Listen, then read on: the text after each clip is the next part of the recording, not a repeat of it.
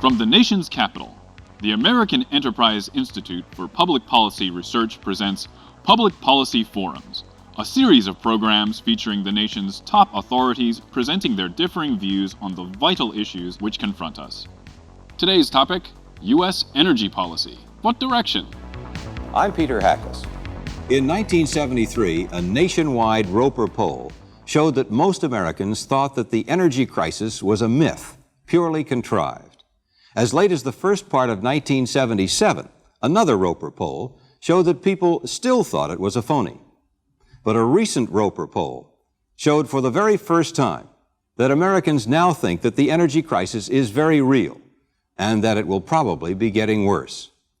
But according to a Gallup poll, Americans are still poorly informed about the crisis. 48%, for example, in a recent poll, didn't know that this country imports oil. Why does the crisis persist? And what can be done to try to eliminate it?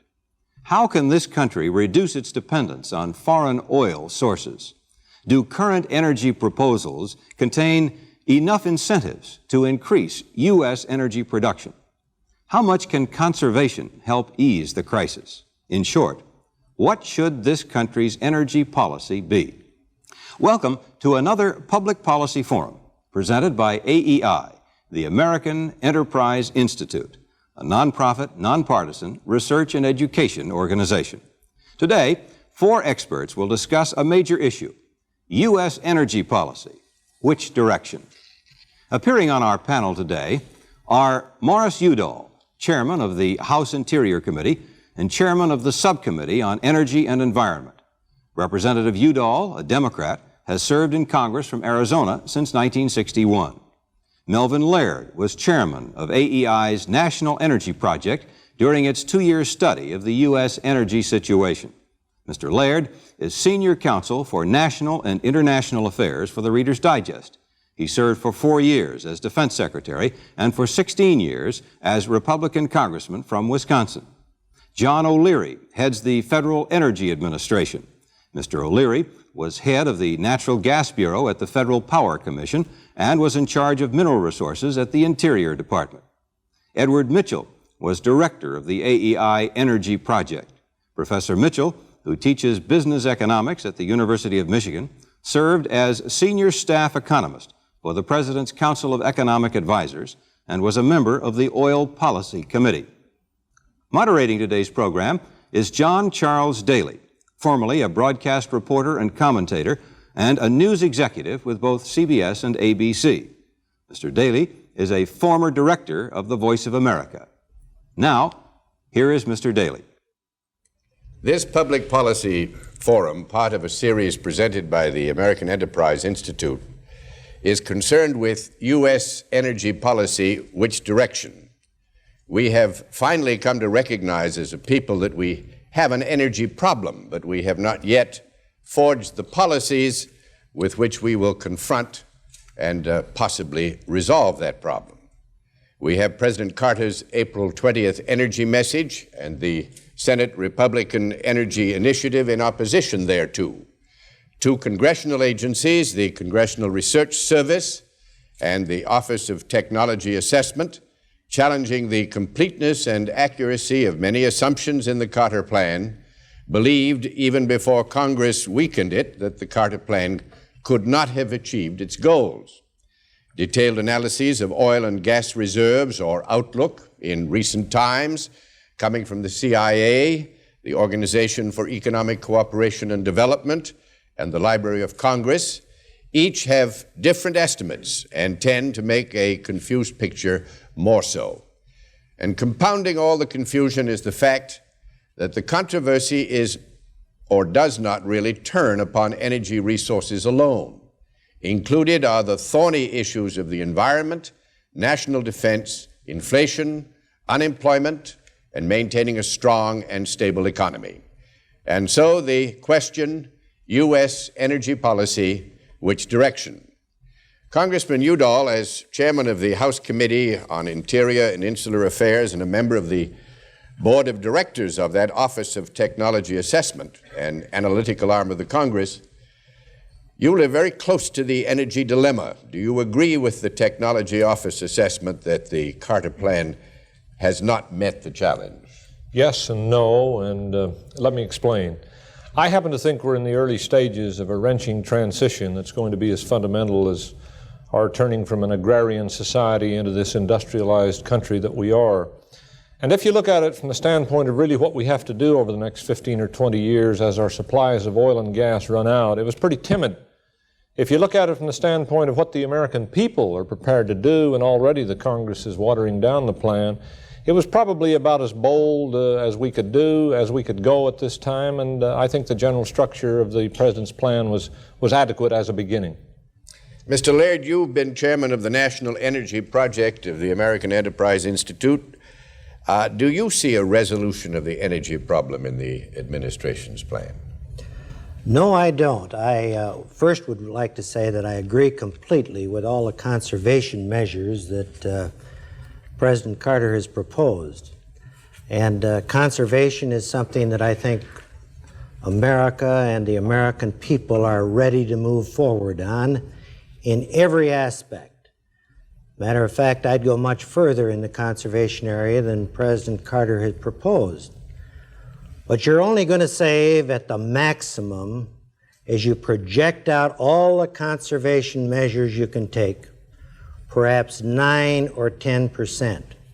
And that won't even keep up with the increased needs we have in America if we're going to provide jobs and if we're going to maintain our standard of living.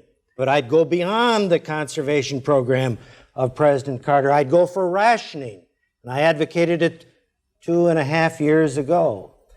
Conservation is good, it's needed, it's necessary, but it is not the answer to the Americans' energy needs as we face the next 10 years. We've got to move for more production. We have no energy shortage in America. We have a production shortage, and it can be solved. Mr. O'Leary, as chief of the Federal Energy Administration, you may well be described as a close relative of the baby, the Carter Plan. Has the congressional debate and the general dialogue of the past months raised any doubts as to the merits of the program? No, I think that the plan is basically sound. It does the things that Mr. Laird says we ought to be doing, which is to say, to conserve and to find new supplies more effectively than anything that's been proposed in recent years. It has very, very strong incentives for additional coal production, the most well thought out incentives that I think that the man of mine can conceive at this point in time for increased production of oil and gas, and altogether it seems to me that it balances just about right. Strong conservation measures and a very, very strong suite of measures aimed at eliciting new supplies. Professor Mitchell, you authored U.S. Energy Policy, a primer for AEI, and you served as Executive Director of President Nixon's Energy Committee 5 years ago. Are we making progress in resolving our energy problems, in your view? No, I don't think we're making any progress at all. In fact, I'm rather depressed about the situation. I think we've gone backwards since that time. I didn't particularly find the Nixon program terribly appealing, but I must admit that the Carter program heads off, it seems to me, in most cases in the opposite direction. I think the stress on conservation is overdone. Conservation is an abstract noun for doing without, and I don't particularly think that's a response to scarcity that particularly commends itself. I think that a large part of the problem has to do with past government policies that have been continued, policies that tend to induce shortages of supplies in this country, and it is that that must be changed if we're to get out of trouble in the energy market. Let me then come back to you, if I may, Mr. Laird. You had very strong and pronounced views of the weaknesses in the Carter Plan. If you were in charge of putting together a complete program to resolve our energy problem, how would you handle the whole question of energy? First, I would stress the need for conservation. I have no quarrel with that. but I would return to a market economy as far as energy is concerned. We have an abundance of coal and uranium. We have a shortage of gas and oil. If we are going to solve this problem, the way to solve it is to encourage production, and the way to encourage production is to return to a free market economy.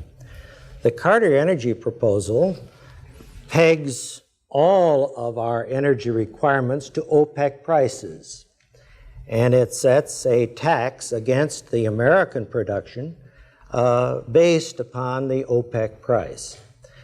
The American consumer pays these tremendous taxes, which will now amount to some $14 billion, but if you follow out along the lines of these projected oil prices, and when you have the OPEC countries joined by Great Britain and Norway and Venezuela and some of these other countries, and you project out that tremendous price on crude oil, and you base an American energy price on a tax differential based upon OPEC prices, I think what you're doing is just accepting the idea that this cartel is going to control our energy program. We can make the change here to coal and uranium. We can move forward towards solar power and some of the other more sophisticated types of energy in the year 2000 and beyond. But we've got to solve this problem in the next 15 years. And in the next 15 years, we shouldn't peg our whole system based upon an OPEC price. And that's what the Carter program does. I've been in this business for a few years, long enough to know that we haven't had a free market in the United States for petroleum since about 1933 or 1934, when the federal government, first under NRA and later under some congressional legislation, moved in a very depressed price situation and said, we can't stand that low price, we have to keep it up. And one way or another, up until 1972, your government maintained higher prices than the world market by the same sort of market interference that you didn't hear complained about in 1960 or 1961 or 1965, because we were holding a $3 price in a $1 world. But you hear complained about bitterly when we try to hold an $11 price in a $13.50 world. So I think complained about it, though, back in 1969 and 1970. I took a minority viewpoint that you could not depend on $2.25 oil. And that's why we should be encouraging production in the United States. And of course, what we were doing by holding the price up to 3 times above the world market price was to try to do precisely that. The fact of the matter is the domestic industry simply let our reserves run down during that period of time. In 1965, we had 3 million barrels a day of excess capacity in this country. The hangover, if you will, of an enormous surge of drilling that had taken place years before. By 1970, the last barrel of that excess capacity was used up. We had effectively, through that program of keeping that price up, drained America first. There's a great irony here. The free market people who talk a lot about free market but don't preach it but don't practice it. 4 years ago, up until April of 1973, there were countries standing in line trying to sell us $1 oil or $1.50 oil. You know what our national policy was in the Johnson and Kennedy administrations and into the Nixon administrations? Our national policy was keep all that cheap oil out. We're going to keep our oil prices high in this country. And the strategy apparently was to pump out and burn up our oil as fast as we could and not rely on free market forces to keep it down. I get a little unhappy about free market talk when I look at especially when it comes from our own oil companies, who are really parts in a real sense of cartel. They deal with the OPEC countries on our behalf. If you're Exxon and you're bargaining for some Saudi oil, and the question is, shall the price go from $14 a barrel to $16 a barrel? You've got 3 billion barrels of reserves in the ground, and if that price goes up $2 a barrel, you've made $6 billion that day without getting out of bed. You know, what incentive do you have in that arrangement to bargain for lower prices? So I'll take Mel Laird up on free market. I'm for it, but let's really practice it and not just preach it all across the board, and let's break up the oil companies. That's the way to get some competition into our system. Well, as one who both preaches and practices free markets and always has, I find this the strangest kind of argument to say that in the past we have kept the price of oil above the free market level, which we have, and it was wrong. And in some sense, we're going to rectify that today by keeping the price of oil in the United States below the world market level. In other words, we're saying we made this terrible mistake in the past. We propped up the price in the United States. We had enormous surpluses as a result. Everyone agrees to that. And certainly every advocate of a free market believes that that was wrong. But I don't understand how one can come along today and say that somehow now we must correct that error by pricing our oil below the world market level. That doesn't help us in any way. Well, the strength of the Carter program on this tax is simply this basic proposition. If someone came to you, the American people, said, look, over the next 2 years, you're going to pay $20 or $30 billion in increased prices for oil, and we give you three choices. You can either pay that $20 billion to OPEC, or maybe you can pay some of it to the 7 big oil companies in America, or you can pay it to yourselves through a tax, because it's going up to the world price one way or the other. You take off the regulations and the American price will float immediately to $14 a barrel. The American people are going to pay it, but they don't have the money. The money will go either abroad to OPEC or it'll go to our own oil companies, and neither one of them needs it like the American people need it. But don't you think the American people need energy? Yes. Don't you think we need jobs? Yes, Don't you do. think we should maintain our standard of living at this particular level and move forward? Now, if you're going to move to coal and uranium and other sources of energy, by maintaining the cheap price on the scarce products, you don't get an answer, you don't get a solution. Take, for instance, what's going on right now. You're going to grant some exemptions to some of these power plants out in California, probably next week or within the very near future, on contracts that have natural gas at a very low price. Back 3 years ago, we wanted 38 power plants to change to coal. Not a single one of those power plants has changed. Not a single one in 3 years, because they have this cheap energy source. Now, the only thing that's going to require them to change, you can't do it through the courts, you can't do it through legislation, you can do it through the marketplace. Mr. Laird, let's just examine that just a moment. These are gas-fired plants. They're not coal-fired, they're not oil-fired plants. They can't burn coal. It isn't a matter of asking these plants to change. What you have to do is say, we'll close down this gas-fired plant and build one right next door to it, and we'll run that on coal.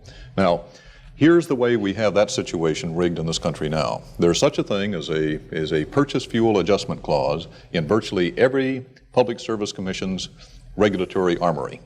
And that says that you can pay anything within reason, and we haven't run to the edges of reason yet, that you wish to for gas or for oil, and you flow that through to the customer. Now, indeed, right now, gas is relatively low cost in California. But in Texas, gas is very close to the clearing price for oil. They can get coal into Texas at about half the price that they're paying for oil now and for gas. They don't shift over because, from the standpoint of the economics of the utility industry, they can get the money for the additional price that they pay for the oil or for the gas very easily from the customers, and it's very, very difficult for them to get a rate increase that permits them to employ the capital, to invest the capital, to build the new plant that they need to replace that gas-fired plant. So what you've done is taken a very, very complicated proposition and said, well, if we can just return to the market, we can get home. I'll tell you that there is no way in which simple market forces can force a regulated utility, the utility industry is one of those, to switch, because we have such built-in cushions that they're just not required to switch on the basis of pure price. Do you want to add something there? Well, this point that Congressman Udall made about the money going to oil companies, I don't see how we're going to get more energy in this company without money going to oil companies. They're the ones that produce oil and gas. That's our primary source of supply of energy. How do we propose to get more energy without paying for it? I'm for oil companies. We need oil companies. In this day and age, they're going to have to be pretty big. And I want them to make some money. There's more oil and gas to be found, not as much as some think, and that isn't the answer because the supplies are declining. But finding the remainder is a job, and I want oil companies to make a bundle of money doing it. What I object to are oil companies that now have oil and gas in the ground, which was produced under old costs, which is there, suddenly changing the law, changing the rules, and some false belief in market forces, and $3 oil today becomes $6 oil tomorrow. What about the man who bought a house for $20,000 10 years ago and could sell it now for $100,000? Well, is that not the same equation? I'm just asking. Sure, but we don't stand by and give homeowners the kind of monopoly control and power that we give oil companies, and that's the difference. They run our lives in so many fundamental ways. I think it's a public policy crisis that we have here. The fact that people are unwilling to really do the things that are needed and necessary to make the shifts in the means by which we supply our energy. The Arabs did us a great favor. They put on the embargo, and that really was a favor.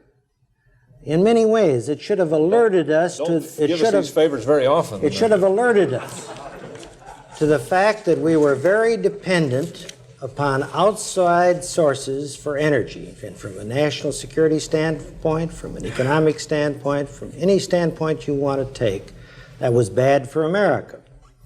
Yet what's happened since the embargo? We've gone up on the average of 5 to 6% every year dependency on the Arab oil. We're up to 41% right now. We're not making the shifts to other sources of power. We are in my state. 30% of our power in Wisconsin comes from nuclear power. The next major source of power is coal. You can go up that interstate highway between Madison and Minneapolis and see those two fine, big coal plants there. You can't even see anything coming out of those stacks with those great new scrubbers on those plants. We've made the steps in Wisconsin to become independent of oil and gas. But there are a lot of areas in this country that are refusing to make these changes. And that's what concerns me. What is the best kind of incentive that we can provide to see that this change is made from oil and gas to other sources? I think it's the marketplace. Perhaps it isn't. Of course. But if you have another solution, I think we should. Of course we need incentives, and of course market forces are tidy and they're neat and they do the job better than any other kind of system. But when market forces aren't appropriate, you don't use them. That 1973 embargo of the Arabs, the OPEC countries, was a wrenching thing for America. Unemployment, a whole round of energy inflation. We pay high prices today because of that. And what you want to do is turn that ratchet and suddenly spring a free market on us in gas and oil when it's been a controlled market, when market forces haven't been doing the job all of these years. And the price we'll pay is another recession, another round of energy inflation, and a whole slowdown in this job of getting on to clean alternative kind of sources, which you want and which I want. Well, that isn't what I want, though. I want to make a change on the basic source of energy in America. I don't want to have to rely on natural gas and oil. And I think that we're moving in the direction of maintaining our reliance on natural gas and oil, and I think that's a mistake. Mr. Laird, the keystone of the President's program is a series of initiatives that will have the effect of making a massive shift in reliance of industry and the utility in this country from oil and gas to coal. We look upon this as increasing the burn of coal between now and 1985 by about 550 million tons, which is equivalent to today's production and use of steam coal in this country. Well, you know, that with the program, though, I don't think that's going to happen. Well, I wished it would happen, but I don't think it will happen. Those that have analyzed the program, Mr. Laird, including the Congressional Budget Office and the Library of Congress, who have looked at it carefully, say that it will, within very narrow limits, happen. Now, the fact of the matter is that we're providing precisely those incentives that you're calling for. Why is industry going to shift? Because we're going to tax it to the point where it will pay it to shift. We're doing precisely what you're calling for. I think we're ignoring the actual history of how we got into this problem. It seems as if, the way we're talking here, that OPEC sort of arose out of nothing. We have a history in this country, beginning in the early 1960s with natural gas, and then in the early 1970s with oil, of deliberately curtailing the supply of petroleum in this country.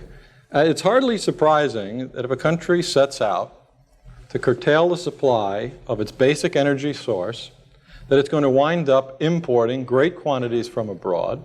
And if it happens that some of that production abroad is concentrated in one or two countries, that a cartel might arise. So to talk about this cartel as if it's a sort of a fact of life that simply arose, I think is incorrect. It is in part a creation of American energy policy.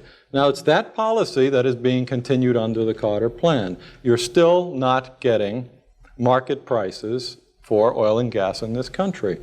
And with regard to Mr. Udall's point about the market not being competitive or not really being free, there is competition in the pipeline market. My gosh, if you go back 25 years, perhaps one might argue that there were a few places where there was only a single pipeline going into an area.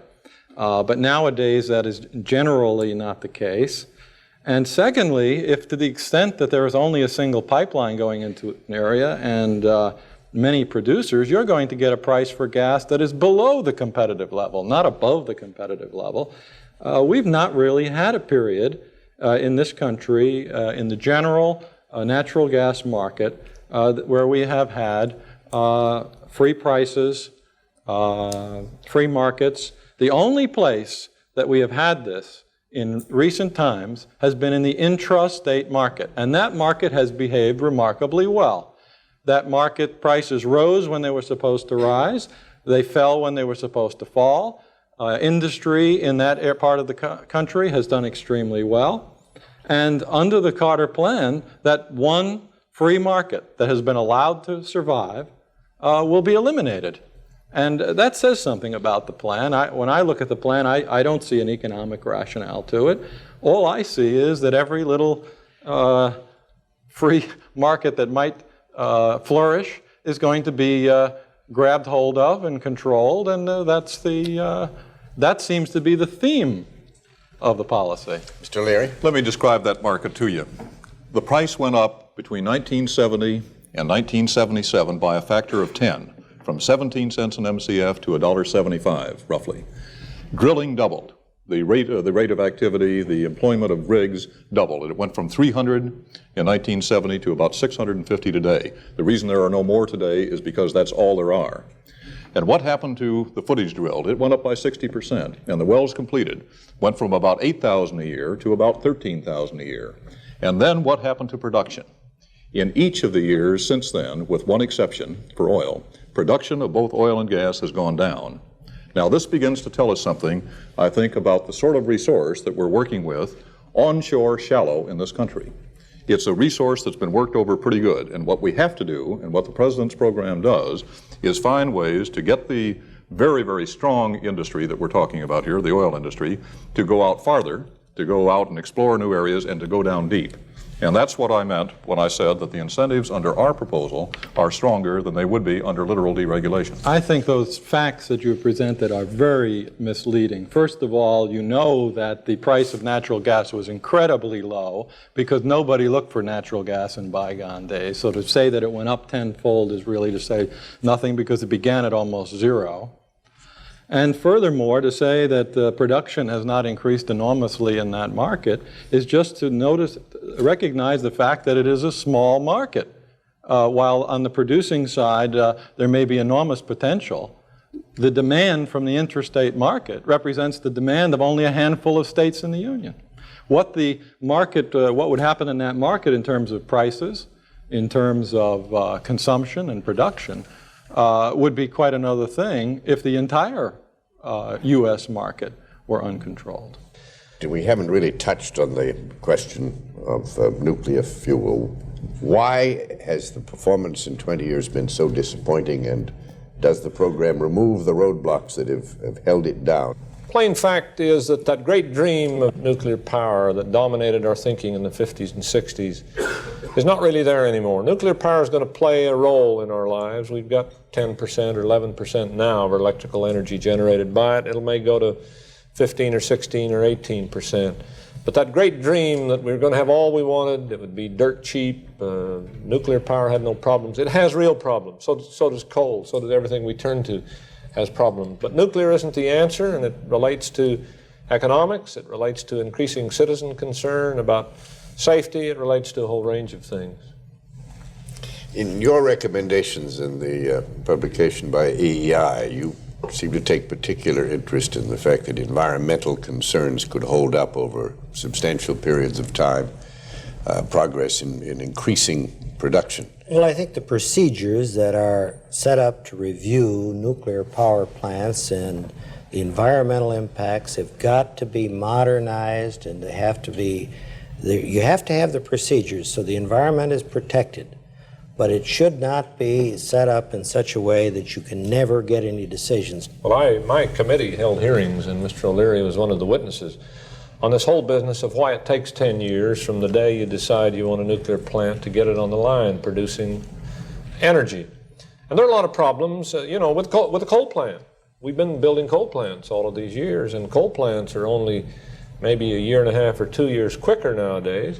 And I believe, and maybe Mel and I can agree on something here, I believe that if society's decided through its regular processes of consultation that we're going to have more nuclear plants, at some point in a reasonably speedy way, you ought to get a piece of paper that says, yes, you can build that plant.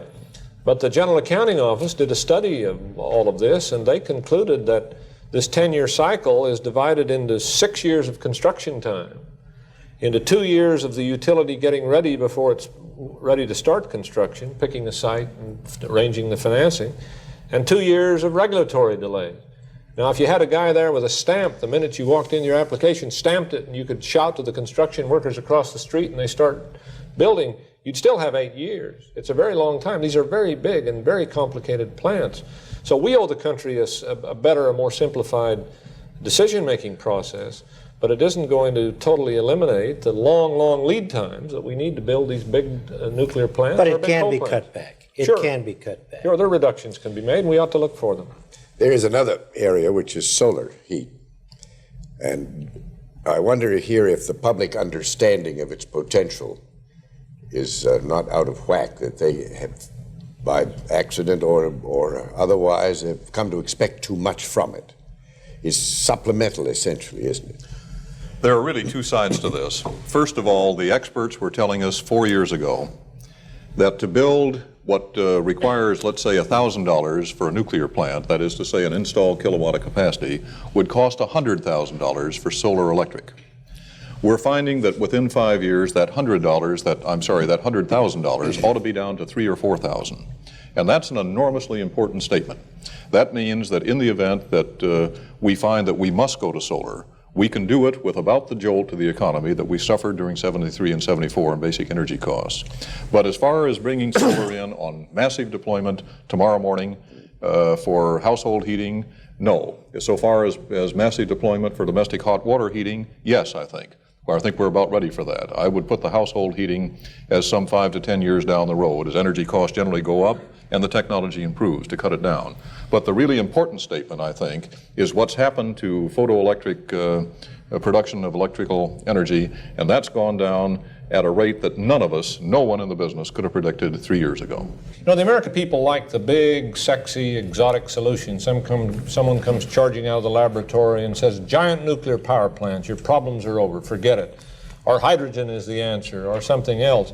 I suspect we'll look back 15 or 20 years from now and say that we didn't have a solution, that we had a whole bunch of solutions.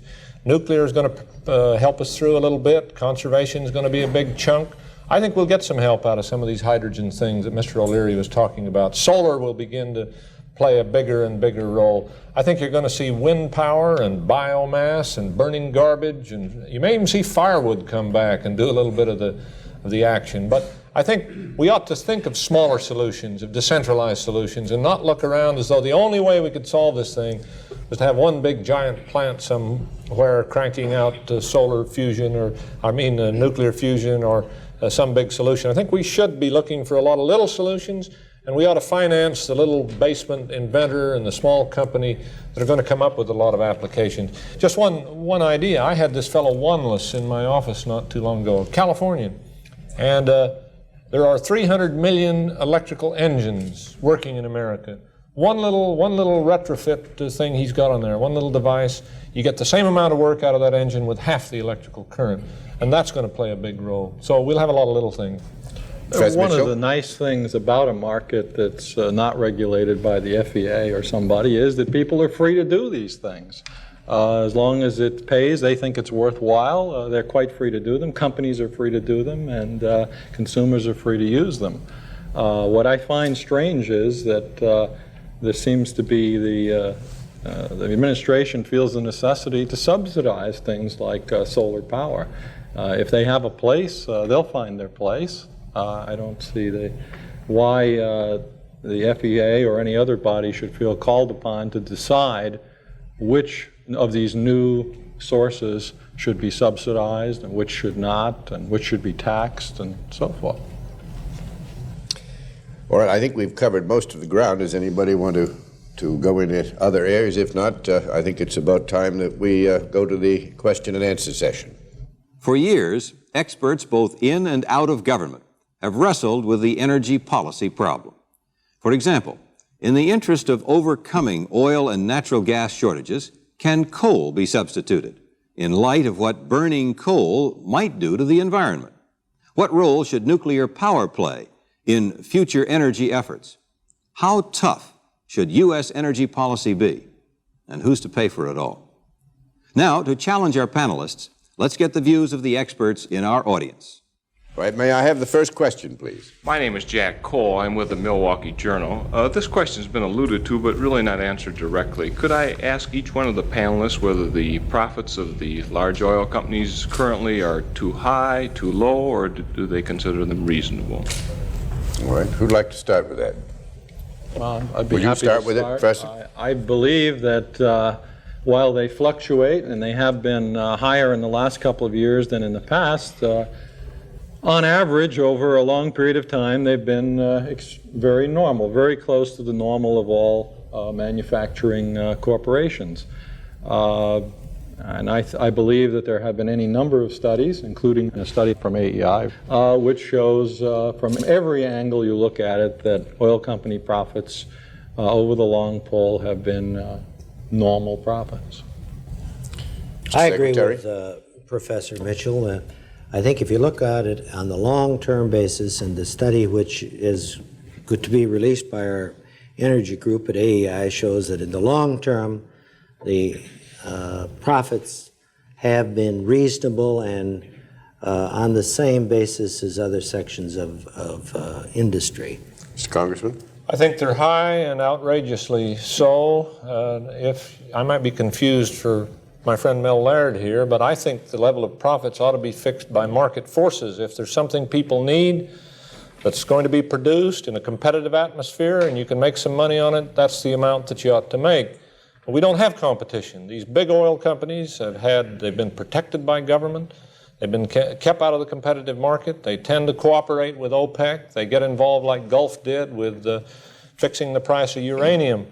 And that's why I would break up the oil companies and make them spin off a production division and a pipeline division and a refinery division and a marketing division so they can compete with other refineries and other marketing organizations and other pipelines and so on. And then we'd know that the profits were true, whereas now they're shielded from publicity. We don't even know what the true profits are of oil companies because they do so much double entry bookkeeping and have so many joint ventures and subsidies and interlocking things with foreign companies. I think their profits are too high.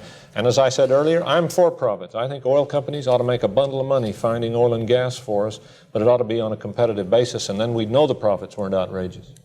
Mr. O'Leary. Well, I think the question really has some elements of a shell game to it, and you have to ask yourself, where's the P?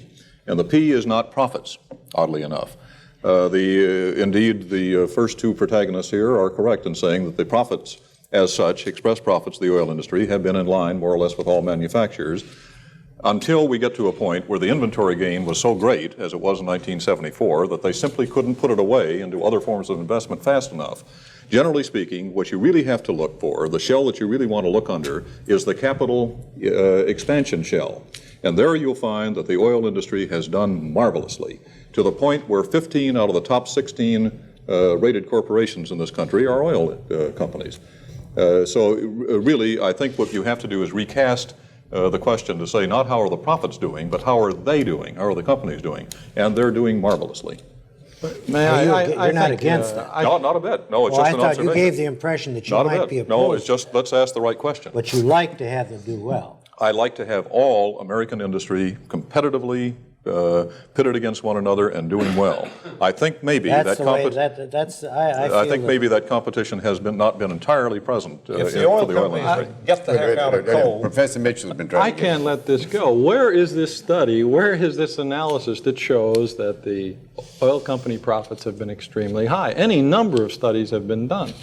Where is this study? And where is the? I have never heard companies rated according to how well they're doing simply by capital expansion. I don't know what the relevance of that is to the competitiveness of the industry. Mr. Mitchell, sometime when you're dealing with your class, you ought to get one of the people in there to make a comparative analysis in a graduate exercise in the capital growth of the oil industry versus other U.S. industry. And you'll find that, in fact, under the depletion allowance of old and the intangible drilling expense of new, that the potential under the tax laws for converting what otherwise a normal industry practice would have been a profit into an investment, more or less tax-free, has been exploited very handsomely by the oil industry over time. And that has been one of the secrets of the enormous capital growth of the U.S. oil industry. There is no secret here. We don't have to measure profits by accounting statements. And by the way, double entry bookkeeping is what all firms use and have always triple. used. They use triple and quadruple. You don't have to rely on accounting data. We have market data. You can invest. People have bought oil companies. You know, people own them. They get dividends. They get stock price appreciation. You can analyze it that way. There's nothing hidden there. The company either has to pay the money out or keep it in the firm. You can analyze them that way. Any way that I have ever seen any responsible financial analyst analyze that industry, he comes up with a conclusion that Mr. Laird and I had just expressed. And I find it extraordinary to keep hearing these kinds of statements made without explicit reference to some serious study.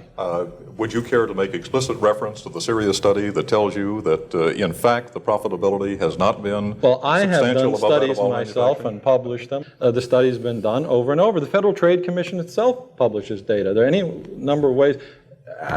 Organizations that are advocates on the other side have done studies, and I have never seen any of them come up with Well, data let me give you just one measure. contradict this conclusion. One measure of the difficulty that I have in being that pedantic about this situation. I was testifying before a committee of the Congress just the other day with Mr. Dunham, the chairman of the Federal Power Commission, and he was asked the basis upon which the Federal Power Commission set the price of $1.44 under their order of July a year ago. And he said, on the basis of the 25 years of studies that the Federal Power Commission has done of the profitability, the cost, and so on of the oil industry, they had staff advice, now not external advice, but staff advice, that would have permitted the Commission to place the price for new gas anywhere between somewhere in the 60-cent range up to $2.40. And I really think on the basis of that we don't have an understanding of the finances. We do have the phenomena of enormous growth in the oil industry. And right now, I am charged by the Congress to go out and get the financial data so that we can put this question to rest, or at least directionally put it to rest, for good and all. All right, the next question. My name is Isabel Weber, League of Women Voters Education Fund. I would just like to ask the panel, do you think that the American people believe today that there is a serious energy problem facing our country? No, and that's part of the problem. There was a Gallup poll showed that a big chunk of the American people don't even know that we import oil. And almost half of them don't believe that there's a shortage. They think the oil companies are ripping them off and that wells are capped and this whole set of values and beliefs. And part of the job, we are never going to get the kind of sacrifice and change in lifestyles and change in transportation, the kind of change we're going to need to resolve this until the American people feel there's a crisis. That's part of the problem in Congress, why we won't vote a standby gas tax, because the people back home don't think it's necessary. And you won't believe it, but we're not always that far ahead of the American people. We tend to respond to what people are willing to do. Mr. Leary, you would... I think that there is a growing realization, but we find as we go around the country, and for example, the hearings that preceded the development of the President's energy program, that there's a feeling that there's a problem, and there's a feeling that you ought to make the sacrifices to solve it. Well, I think the American people are far ahead of the Congress in this area, and I think they're ready for strong action in the field of conservation. They're willing to go along with a conservation program. They look at our balance of payments, and really, this is understood by people in this country. And the idea that it isn't understood, we're going to have a $20 billion trade deficit this year. That trade deficit is largely made up of oil, some coffee and a few other little things, but it's largely oil. And the American worker in the factory, the housewife in the home, the farmer in the field understands this problem. I think they understand it better than some of our members of Congress do. Next question. My name is Fred Anderson. I'm with the Environmental Law Institute. My question concerns coal. How can it be burned cleanly? How can it be cleaned up to protect public health, both for miners of coal and for the public at large after it's burned? Well, there are trade-offs. Every way you go, you pay a price. Some people say, let's go nuclear, and if you go nuclear, you get clean energy. The nuclear stacks don't emit the kind of fumes that you get out of a coal-fired plant, but you run some risks that a lot of people aren't willing to run. If you say, well, let's go slow on nuclear and let's have more coal burned, if you're going to double the production of coal, some more people are going to get killed in mines, and we're going to have some black lung, and a lot of people are going to die of emphysema in Baltimore and Boston and places that wouldn't because of that contribution. I just think that we ought to spend a little chunk of the money that we plunge into the breeder reactor and all this nuclear technology. We ought to spend that on clean ways to burn coal. There are a lot of promising things out there if we'd really work at it. I think we could find how to burn coal and burn it cleanly, because we, like it or not, we've got to be using a lot more coal in these years ahead. Anybody else wish to respond to that? All right, next question. My name is John Lasikas. I am a lawyer in Washington, D.C. I'd like to address this question to anybody in the panel who wishes to answer it, particularly to Mr. O'Leary, who's directly involved in the administration's energy plan. First, there are many commendable aspects of the plan in its conservation aspects, and attempting to utilize economics as a basis for determining the price of depletable resources. One of the problems I have found in examining the plan, however, and I'd like your observation, is that you fall short of setting the price at the replacement cost. Mr. Nasikas was the chairman up until very recently of the Federal Power Commission and has wrestled with this problem for the last 7 or 8 years. And it's a fair question. The fact of the matter is we appear to be into diminishing returns on conventional oil and gas production in this country. That is to say, we could certainly get more at $4 or $5 than we'll get at $2, but unfortunately, not very much more. And I think as we take a look down at our energy future, it's to provide a strong price for oil and gas and get as much of that as we can reasonably reach. We've taken a look at some calculations, for example, that indicate that we can get a fair return by going to $1.75, which is the projection for natural gas, and going to $13.50 for oil. Not much more if we were to go another $1 for gas, another $5 for oil. So that's the first thing we have to do. The second thing we have to do is to begin to look at these high-cost alternatives. I'm a very strong advocate, for example, of moving as fast as we can on coal gasification, because I think we have to do that. That's a $4 proposition. I don't think that we should say to ourselves, in order to get that, we should advance the whole market to $4 and thereby reward people who are really doing very little for us in the way of shallow drilling for relatively cheap sources of gas. So I think what we have to do is take a look at this in terms that are essentially non-market oriented. Is anybody, Professor? As I listen to Mr. O'Leary speak, I really do believe that I understand the reason why we have an energy crisis. You cannot know in advance the costs of producing these various this natural gas. The Federal Power Commission, particularly under Chairman Nasikas's predecessors, attempted to do this. I think it is generally regarded by economists to have been a rather ludicrous affair.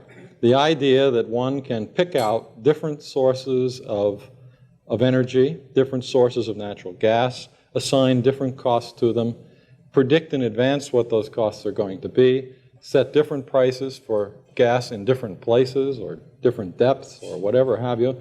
I really find it very hard to, on the basis not only of just the economic theory, but of the whole history of the Federal Power Commission, to believe that anyone could seriously propose that we can do that kind of thing.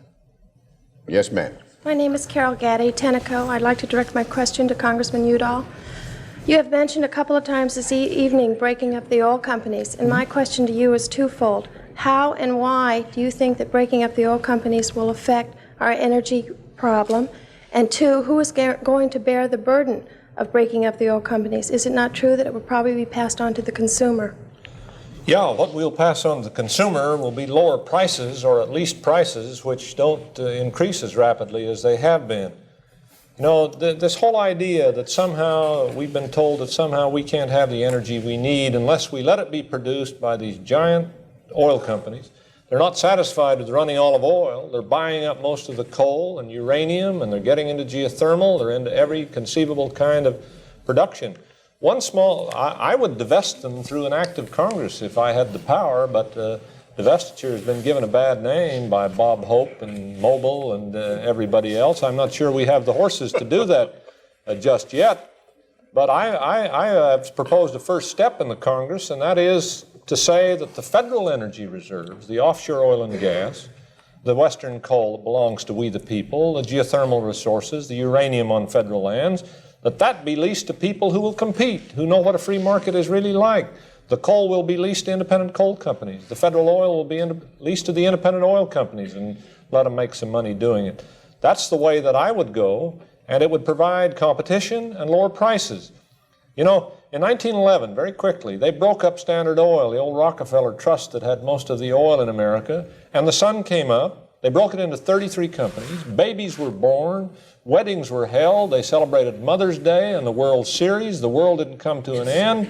In fact, the stockholders didn't have $600 in one share. They had $900 in 33 shares 2 years later. It was good for consumers. It was good for the public. It was good for stockholders. It was even good for oil executives, because instead of being third vice presidents in this big octopus, they were heading up their own little companies and competing, not just talking competition, but practicing it and trying new and innovative things. The best thing that could happen for this country would be to break up the oil companies and get back to true competition. Professor Mitchell. I think that Congressman Udall is rewriting history with regard to the Standard Oil Trust. The companies that were broken up, as it happened, in virtually every case, reintegrated vertically. I don't know of this evidence. I haven't never seen any evidence that suddenly prices plummeted as a consequence of this new development of competition in the industry. And as it happens, I have done a study myself of what would happen if we broke up the major vertically integrated oil companies. And the conclusion, which it seems to me to be in some sense inevitable qualitatively, is that the profits of those companies will have to rise, because in every case they will become more risky companies, and they will therefore have to pay more money to borrow, and they will have to earn higher rates of return on equity. So ironically, what would happen is, if the oil companies were broken up, either horizontally or vertically, big oil profits would get bigger. And I don't see any other way, that any other possibility, in my estimation, by about 20%. And there are economies of operation in vertically integrated companies, and they exist as it happens in the oil industry. I have no particular reason to want oil companies to be big or to be vertically integrated, but as it happens, that is an economical form of a way of doing business in that industry, and it will always be an economical. You know, Mo, the problem that bothers me about your little fairy tale is that it doesn't address the problem we're discussing today. We're trying to move towards a solution to the energy problem. And your suggestion has nothing to do with solving the energy problem. It's the very core of it. You're not going to solve the energy problem unless you get competition so that every kind of device and idea, solar, uranium, biomass, wind power, everything can compete, and they can't compete when a few big oil companies dominate all the competing kinds of energy. They can't compete as long as the government sets the prices. Well, we're either going to have regulation or we're going to have competition. And when you make them great big, you are asking for regulation. And I want to make them little and have competition. That, I think, takes care of that subject. We have time for one more. Will you please go, sir? I'm Don Sider with Time Magazine. It's been suggested that in between the call to the moral equivalent of war on a Monday night last April and the Friday press conference in which the President told us that we'd all get a fat rebate if we didn't drive too much, that something was lost. Can the panel tell us what they think the American people will go for? How far will the American people go in regimentation or mandated savings of energy? I think that they'll go further than the Congress is going to permit them to go this round. But I think we have to recognize that this is really the first round and what's going to be the main event in the next Congress and the next Congress and the next Congress. And over time, I agree, incidentally, with Mr. Laird that the American people are out ahead of the Congress and maybe ahead of us in the executive branch. I don't think that we're going to get as tough a program as we proposed, and I don't think that the American people would cavil at accepting a tougher program than the one that we propose. So we're going to lose two ways here. But I think over time, over the next 3 or 4 years, as people begin to get more and more of a flavor for where we are in the world, the $20 billion deficit that we're running this year, the enormously increased dependence upon imports and upon OPEC within the import total, the threat to the whole way of life of this economy that represents, over time, the American people will get to the point where they'll accept whatever needs to be done to keep us whole. And I think that that's going to be a good deal more than is now on Congress's plate, taken from the standpoint of, say, 5 years from now. This concludes another public policy forum presented by the American Enterprise Institute for Public Policy Research. On behalf of AEI, our heartfelt thanks to the distinguished panelists, Professor Mitchell, the Honorable Melvin R. Laird, Congressman Morris K. Udall, and Federal Energy Administrator John O'Leary, and also our thanks to our guests and experts in the audience for their participation. This Public Policy Forum on America's energy policy has brought you the views of 4 leading experts in the field. It was presented by AEI, the American Enterprise Institute. It is the aim of AEI to clarify issues of the day by presenting many viewpoints, in the hope that by so doing, those who wish to learn about the decision-making process will benefit from such a free exchange of informed and enlightened opinion. I'm Peter Hackus in Washington.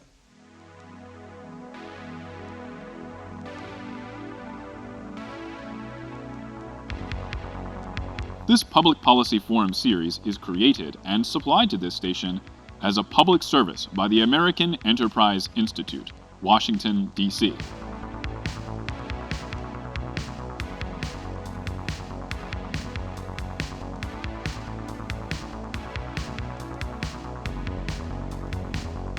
For a transcript of this program, send $3.75 to the American Enterprise Institute, 1150 17th Street Northwest, Washington, D.C. 20036.